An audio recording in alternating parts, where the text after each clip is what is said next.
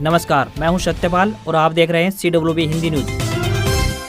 शक संवत 1948 विक्रम संवत 2083 आज ज्येष्ठ मास के कृष्ण पक्ष की 10वीं तिथि और दिन मंगलवार है। तदनुसार अंग्रेजी तारीख 12 मई सन 2026 आज 10वीं तिथि दोपहर बाद 2:52 तक रहेगी। उसके उपरांत एकादशी तिथि प्रारंभ हो जाएगी। इसके अलावा आज अंतर्राष्ट्रीय नर्स दिवस है। हर साल 12 मई को अंतर्राष्ट्रीय नर्स दिवस मनाया जाता है।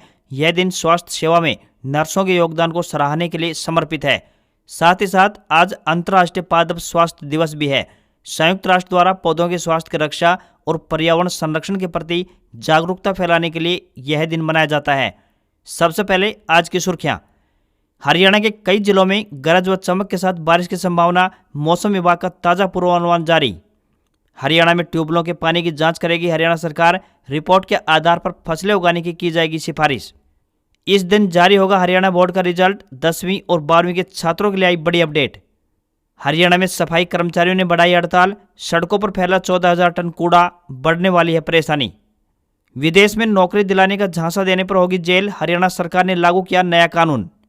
बीमारी के चलते सेना से बाहर हुए जवान भी पेंशन के होंगे हकदार। पंजाब एंड हरियाणा हाईकोर्ट का ऐतिहासिक और बड़ा फैसला। हरियाणा में शिक्षकों की सैर सपाटे के लिए 2,70,00,000 रुपए जारी। इस तरह मिलेगा LTC योजना का लाभ। बताएंगे पूरी अपडेट। रोहतक MDU में 1580 सीटों पर एडमिशन शेड्यूल जारी। 21 UG कोर्स के लिए 26 मई तक आवेदन कर सकते हैं। इंटरनेशनल स्टूडेंट्स के लिए 20 जून तारीख। रेलवे के लाखों कर्मचारियों को सैलरी में बढ़ोतरी का मिला तोहफा। जानेंगे अब क्या होगा नया वेतन। समर वेकेशन में हरियाणा वालों की हुई मौज। 4 स्पेशल ट्रेनों का मिला तोहफा। हरियाणा में PGT के 1672 पदों पर भर्ती। 17 मई को होगा पेपर। इतनी मिलेगी सैलरी। हरियाणा में श्रमिकों के फर्जी पंजीकरण मामले में दोषी पाए जाने वालों के विरुद्ध एक्शन की तैयारी में अनिल विज। प्रधानमंत्री नरेंद्र मोदी लगातार दूसरे दिन बोले पेट्रोल डीजल कम इस्तेमाल करें, सोने की खरीद टालें, तेल कम खाएं व स्कूल ऑनलाइन हो, वहीं कंपनियां वर्क फ्रॉम होम दें। राहुल गांधी बोले देश चलाना मोदी के बस की बात नहीं, सोना न खरीदें, विदेश न जाएं जैसी 7 अपीलें उपदेश नहीं, नाकामी के सबूत।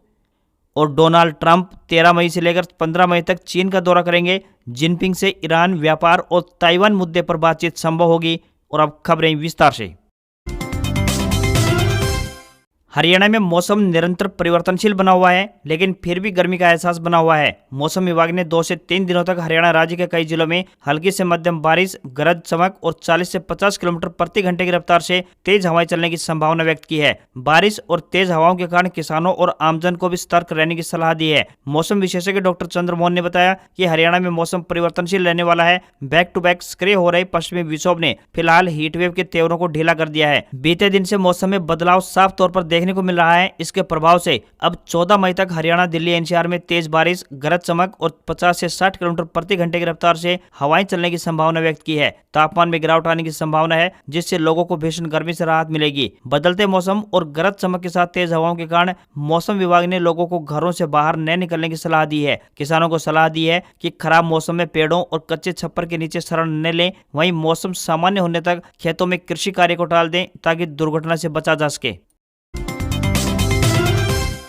हरियाणा के निकाय सफाई कर्मचारियों ने हड़ताल को 3 दिन और बढ़ा दिया है। हरियाणा नगर पालिका कर्मचारी संघ के आह्वान पर 1 मई से हड़ताल जारी है। सोमवार को 14 मई तक हड़ताल बढ़ा दी गई है। ऐसे में अगले 3 दिन और शहरी क्षेत्रों से निकायों के सफाई कर्मचारी कचरा नहीं उठाएंगे। राज्य में फिलहाल 14,000 टन से अधिक कचरा सड़कों पर पड़ा है। हरियाणा नगर पालिका कर्मचारी संघ के राज्य प्रधान नरेश शास्त्री ने बताया कि हड़ताल को अभी 3 दिन और बढ़ाया गया है। फिलहाल अनिश्चितकालीन हड़ताल नहीं की गई है। सरकार को वार्ता और मांगे पूरी करने का लगातार समय दे रहे हैं, लेकिन सरकार बार बार अनिश्चितकालीन हड़ताल के लिए मजबूर कर रही है। कर्मचारी संघ ने यह ऐलान किया है कि कॉलोनियों में जनता के बीच जाकर भी सरकार की वादा खिलाफी को लेकर संपर्क करेंगे। सफाई कर्मचारियों की मांगों की बात करें तो नियमितीकरण, ठेका प्रथा समाप्त कर विभागीय रोल पर लाना, छटनीग्रस्त कर्मचारियों की बहाली करना, न्यूनतम वेतन 30,000 रुपए मासिक करना, पिछले वर्षों की वेतन वृद्धि लागू करना, साल 2023 में हड़ताल अवधि का वेतन देना, एक्सीडेंट या मृत्यु पर मुआवजा 20 लाख रुपए और प्राकृतिक मृत्यु पर 10 लाख रुपए, साथ ही मृतक आश्रित को नौकरी देना भी शामिल है। साथ ही रिक्त पदों पर नियमित भर्ती, ऑनलाइन ट्रांसफर पॉलिसी में राहत और कैशलेस मेडिकल सुविधा देना भी प्रमुख मांगों में शामिल है। हरियाणा में किसानों के लिए एक अच्छी खबर सामने आई है। प्रदेश सरकार ने खाद्यान्न उत्पादन 3 साल में 2% यानी कि 5 लाख टन बढ़ाने का लक्ष्य तय किया है। इसके लिए मृदा स्वास्थ्य कार्ड की तर्ज पर अब जल स्वास्थ्य कार्ड योजना भी तैयार की गई है। इसमें सभी करीब 8 लाख ट्यूबवेलों के पानी की जांच होगी। कार्ड में किसान का विवरण, पानी के सैंपल की तारीख, लोकेशन, कुएं या फिर बोरिंग की गहराई, भूजल स्तर, मिट्टी की संरचना, जल परीक्षण रिपोर्ट शामिल होगी। इसकी रिपोर्ट के आधार पर ही फसलें उगाने की सिफारिश की जाएगी। ट्यूबवेलों से पानी के सैंपल लेकर जांच की जाएगी। सैंपल को जीपीएस लोकेशन से जोड़ा जाएगा। जांच रिपोर्ट जल स्वास्थ्य कार्ड में दर्ज की जाएगी। जांच रिपोर्ट किसानों के मोबाइल फोन पर भी भेजी जाएगी। साथ ही जांच रिपोर्ट के आधार पर पानी के अनुसार फसल उगाने व उसमें पोषक तत्व डालने की सलाह दी जाएगी ताकि उत्पादन में बढ़ोतरी हो सके। कृषि विभाग के महानिदेशक राजनारायण कौशिक के अनुसार भूजल का पूरा मानचित्र बनेगा। किसान मानचित्र देखकर जान सकेंगे कि किस इलाके या फिर किस जोन में कैसा पानी है और इससे किस तरह की फसलें उगाई जा सकती हैं। जल स्वास्थ्य कार्ड से पानी के प्रमुख तत्वों की जानकारी मिल सकेगी। इसमें कौन कौन सी फसल ज्यादा पैदावार दे सकती है, भूजल में क्या मिलाकर बेहतर उत्पादन लिया जा सकता है, इसके लिए सिफारिश भी की जाएगी। साथ ही पानी के हिसाब से फसलें उगाएंगे तो उत्पादन अच्छा होगा, लागत कम आएगी, खाद बीज कम लगेगा। पानी खराब है तो जिप्सम डालकर ठीक भी हो सकता है। इससे धरती की भी सेहत सही रहेगी। ये कुछ बड़े फायदे हैं जो हरियाणा में किसानों के लिए होने वाले हैं। हरियाणा विद्यालय शिक्षा बोर्ड यानी HBSC की 10वीं और 12वीं की बोर्ड परीक्षा समाप्त हो चुकी है। परीक्षा खत्म होने के बाद सभी विद्यार्थियों को अब अपने रिजल्ट का इंतजार है। जैसे ही परीक्षाओं का रिजल्ट जारी किया जाएगा, विद्यार्थी अपनी आगे की पढ़ाई शुरू कर पाएंगे। हरियाणा विद्यालय शिक्षा बोर्ड की तरफ से रिजल्ट के बारे में एक महत्वपूर्ण और अहम जानकारी सामने आ रही है। हरियाणा विद्यालय शिक्षा बोर्ड का सीनियर सेकेंडरी यानी 12वीं का परीक्षा परिणाम 14 और सेकेंडरी यानी 10वीं का परिणाम 17 मई को घोषित होने जा रहा है। बोर्ड चेयरमैन डॉक्टर पवन कुमार ने बताया कि रिजल्ट में किसी प्रकार की गलती न रहे, इसके लिए उत्तर पुस्तिकाओं को 2 बार चेक किया जा रहा है। बोर्ड द्वारा विद्यार्थियों की सुविधा के लिए ऑनलाइन रिजल्ट के साथ साथ डिजिटल मार्कशीट की व्यवस्था भी की गई है। ऐसे में 12वीं का रिजल्ट 14 मई तथा 10वीं का रिजल्ट 17 मई को जारी होने जा रहा है। जैसे ही बोर्ड द्वारा रिजल्ट जारी होगा, सभी विद्यार्थी अपना रिजल्ट ऑफिशियल वेबसाइट के माध्यम से चेक कर पाएंगे। हरियाणा के श्रम, ऊर्जा और परिवहन मंत्री अनिल विज विभाग में श्रमिकों के फर्जी पंजीकरण मामले में जहां दोषी पाए जाने वालों के विरुद्ध एक्शन की तैयारी में है, वहीं वर्क स्लिप घोटाले के बाद श्रमिकों के नाम पर निर्माण कार्यों को लेकर खेल करने और मोटा माल डकारने वालों पर भी शिकंजा कसने की तैयारी है। बताया जा रहा है कि वर्क स्लिप घोटाले के बाद अब श्रम मंत्री विभाग में होने वाले बाकी खेल पर भी शिकंजा कसने की तैयारी में है। भरोसेमंद उच्च पदस्थ सूत्रों का कहना है कि पहले जहां जिलों में श्रमिकों के पंजीकरण और श्रमिकों के नाम पर दिए जाने वाले लाभकारी स्कीमों के नाम पर गोलमाल कर बड़ी बड़ी मोटी धनराशि डकारी गई, अब श्रम विभाग में चलने वाले अन्य खेल को लेकर भी श्रम मंत्री यानी अनिल विज गंभीर नजर आ रहे हैं। बताया जा रहा है कि कुछ अन्य स्कीमों और निर्माण कार्यों और श्रमिकों के नाम पर कुछ अन्य स्कीमों में भी बड़ा खेल खेला जा रहा है। जिन स्कीमों का फायदा श्रमिकों को होना चाहिए था, उनके नाम पर बिचौलिए खेल कर गए। मंत्री विज की इस तरह के खेल के पीछे की काली भेड़ों पर नजर चली गई है। आने वाले दिनों में वर्क स्लिप की तरह से ही कुछ अन्य गोलमाल पर भी जांच के आदेश जारी किए जा सकते हैं।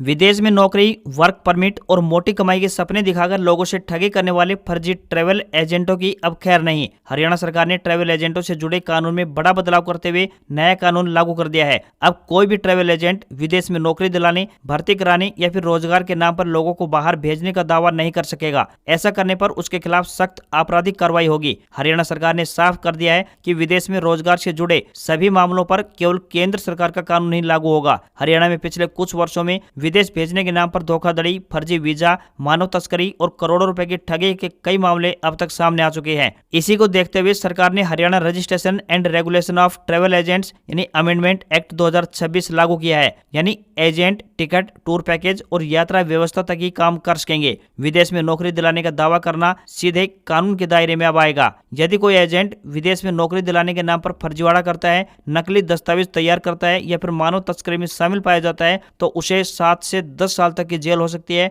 2 लाख से लेकर 5 लाख रुपए तक जुर्माना भी लगाया जाएगा। बिना रजिस्ट्रेशन एजेंट का काम करने वालों के लिए भी सख्त सजा तय की गई है। ऐसे मामलों में 2 से लेकर 7 साल तक की कैद हो सकती है। साथ ही दोषी एजेंट की संपत्ति को जब्त कर पीड़ितों को मुआवजा भी दिया जा सकेगा। हरियाणा के सरकारी स्कूलों में कार्यरत शिक्षक और कर्मचारी अब समर वेकेशन में अपनी फैमिली के साथ पर्यटन स्थलों पर भ्रमण का लुत्फ उठा सकेंगे। इस संबंध में शिक्षा विभाग की ओर से अवकाश यात्रा रियायत यानी LTC योजना के तहत 2 करोड़ 70 लाख रुपए का बजट जारी कर दिया है। शिक्षा विभाग ने बताया कि यात्रा में हुए खर्च की प्रतिपूर्ति प्रदेश सरकार द्वारा निर्धारित नियम अनुसार की जाएगी। LTC के रूप में सबसे ज्यादा धनराशि की बात करें तो हिसार जिले को मिली है, तो वहीं सबसे कम चरखी दादरी के हिस्से आई है। योजना का लाभ लेने के लिए इच्छुक शिक्षक या कर्मचारी को पहले अपने स्कूल में आवेदन देना होगा। उसके बाद आवेदन संबंधित BEO कार्यालय भेजा जाएगा। जांच में पात्र पाए जाने पर ही कर्मचारी को योजना का लाभ मिलेगा। विभाग ने स्पष्ट किया है कि साल 2024 से 2027 के बीच जो शिक्षक या कर्मचारी एक बार LTC सुविधा ले चुका होगा, यानी 3 सालों में केवल एक बार ही इस सुविधा का लाभ मिलेगा। योजना के तहत सरकारी स्कूलों में कार्यरत शिक्षक परिवार के साथ यात्रा कर सकेंगे। बस, रेल या फिर हवाई जहाज से यात्रा करने पर टिकट जमा कराने होंगे। होटल में ठहरने की स्थिति में होटल का बिल जमा कराना होगा। यदि शिक्षक किराए के वाहन से यात्रा करता है तो उसकी रसीद भी देनी जरूरी होगी। फिलहाल निजी वाहन से यात्रा को लेकर विभाग की ओर से कोई भी स्पष्ट आदेश या दिशा निर्देश जारी नहीं किया गया है। पंजाब एंड हरियाणा हाईकोर्ट ने मेडिकल आधार पर सेना से बाहर किए गए जवानों के हित में एक राहत भरा फैसला सुनाया है। हाईकोर्ट ने अपने फैसले में स्पष्ट किया है कि यदि किसी जवान को सेना अवधि के दौरान गंभीर हुई बीमारी या दिव्यांगता के कारण नौकरी से मुक्त किया जाता है तो केवल इस आधार पर उसे दिव्यांगता पेंशन से वंचित नहीं किया जा सकता कि उसकी दिव्यांगता केवल 20% से कम आंकी गई थी। हाईकोर्ट ने कहा है कि जब नौकरी से मुक्त किए जाने का वास्तविक कारण वही बीमारी या दिव्यांगता है जो नौकरी के दौरान बढ़ी, तो केंद्र यह नहीं कह सकता कि संबंधित सैनिक दिव्यांगता पेंशन का पात्र नहीं है। हाईकोर्ट ने स्पष्ट किया है कि सरकार यह साबित नहीं कर सकी कि संबंधित सैन्यकर्मी अपनी बीमारी के बावजूद बिना किसी रुकावट के नौकरी जारी रख सकता था। हाईकोर्ट का यह फैसला पूर्व सैनिकों के अधिकारों की दृष्टि से काफी महत्वपूर्ण और लाभकारी माना जा रहा है।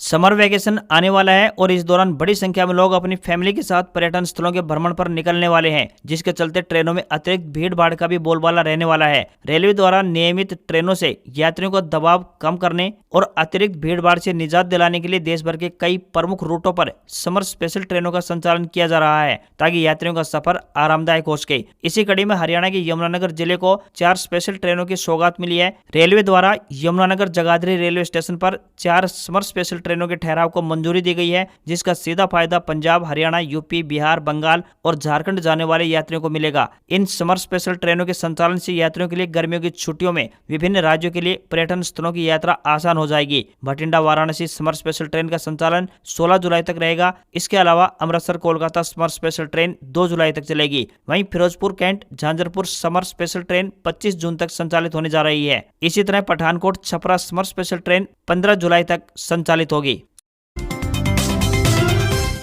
हरियाणा में युवाओं के लिए बहुत जरूरी खबर सामने आ रही है। हरियाणा लोक सेवा आयोग 17 मई को 2 परीक्षाएं करवाने जा रहा है। आयोग हरियाणा माध्यमिक शिक्षा विभाग में कंप्यूटर साइंस विषय में पोस्ट ग्रेजुएट टीचर यानी PGT और हरियाणा विकास व पंचायत राज विभाग में लेक्चरर पदों के लिए परीक्षा का आयोजन होगा। बताया जा रहा है कि HPSC द्वारा हरियाणा माध्यमिक शिक्षा विभाग में कंप्यूटर साइंस PGT के 1672 पदों, 1594 रेस्ट ऑफ हरियाणा व 78 मेवात कैडर पर भर्ती का आयोजन करने जा रहा है। 17 मई को आयोजित होने वाली परीक्षा सुबह 10 बजे से और दोपहर में 1 बजे से आयोजित होगी। इसमें 100 अंक का स्क्रीनिंग टेस्ट 2 घंटे और 150 अंक का सब्जेक्ट नॉलेज टेस्ट 3 घंटे का होगा। अभ्यर्थियों को बताया गया है कि वह आयोग की आधिकारिक वेबसाइट से प्रवेश पत्र डाउनलोड कर सकते हैं। चयनित उम्मीदवारों को पे लेवल 8 के तहत 47,600 रुपए से लेकर 1,51,100 रुपए का पे स्केल मिलेगा। इसके साथ ही महंगाई भत्ता यानी DA, मकान किराया भत्ता यानी HRA और अन्य सरकारी भत्ते भी शामिल हैं, जिससे शुरुआती सैलरी काफी आकर्षक बन जाती है।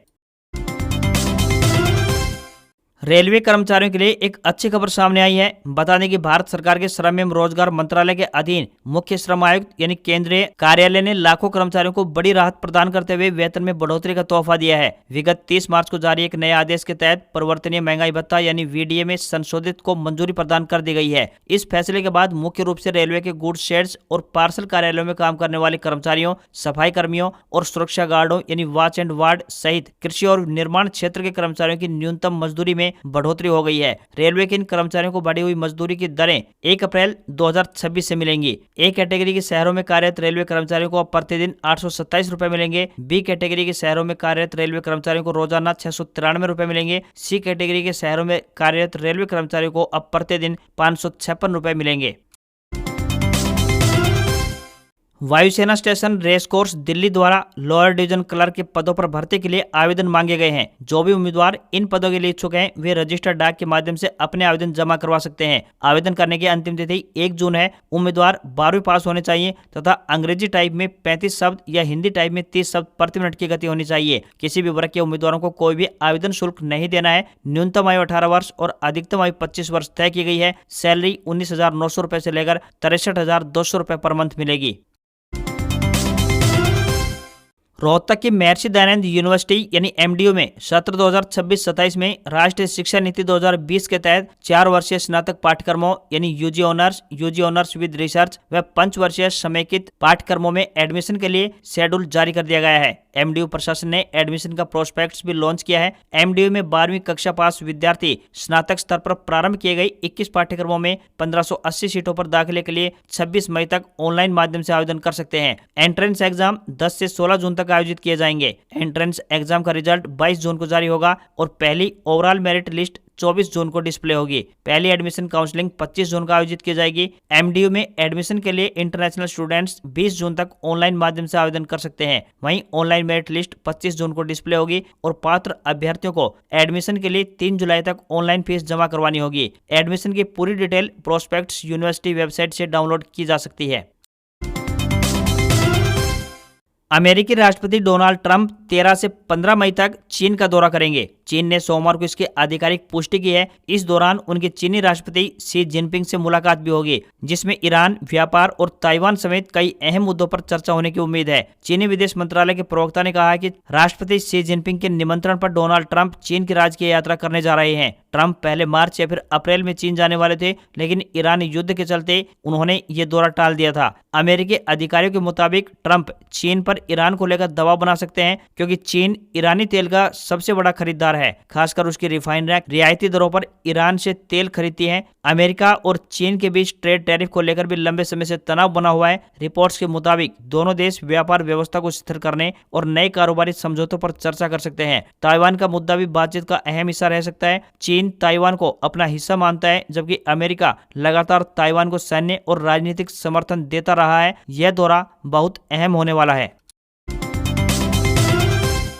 भारतीय शेयर बाजार में गिरावट देखने को मिली। सेंसेक्स 1313 अंकों की बड़ी गिरावट के साथ 76,015 के लेवल पर बंद हुआ, तो वहीं निफ्टी में भी 360 अंकों की गिरावट देखने को मिली और ये 23,815 पर बंद हुआ। ऑटो, बैंकिंग, कंज्यूमर ड्यूरेबल्स और रियल्टी शेयर्स में अधिक गिरावट देखने को मिली। एशियाई बाजारों में गिरावट का असर भारत पर देखने को मिला। वहीं प्रधानमंत्री नरेंद्र मोदी के एक बयान के बाद ज्वेलरी कंपनियों के शेयर 10% तक लुढ़क गए। पीएम मोदी ने हैदराबाद में एक कार्यक्रम के दौरान नागरिकों से अपील की कि वे 1 साल तक सोना न खरीदें। इस बयान के बाद निवेशकों में घबराहट है। कल्याण ज्वेलर्स और सेनको गोल्ड के शेयर्स 10% तक टूट गए हैं। वहीं देश की सबसे बड़ी ज्वेलरी कंपनी टाइटन के शेयर में 7% तक की गिरावट देखने को मिली। तो वहीं India Boolean and jewellers association के अनुसार 10 ग्राम 24 कैरेट सोने का दाम 716 रुपए गिरकर 1,50,362 रुपए पर पहुंच गया। वहीं 1 किलो चांदी की कीमत की बात करें तो 600 रुपए बढ़कर 2,56,200 रुपए पर आ गई है। तो वहीं 22 कैरेट सोने का दाम 1,37,732 रुपए प्रति 10 ग्राम के स्तर पर पहुंच गया है। आज खबरों में बस इतना ही। देखते रहिए आपका अपना हरियाणा का सबसे बेहतरीन news channel CWB Hindi news. नमस्कार। इसी आशा के साथ आपका दिन शुभ रहे।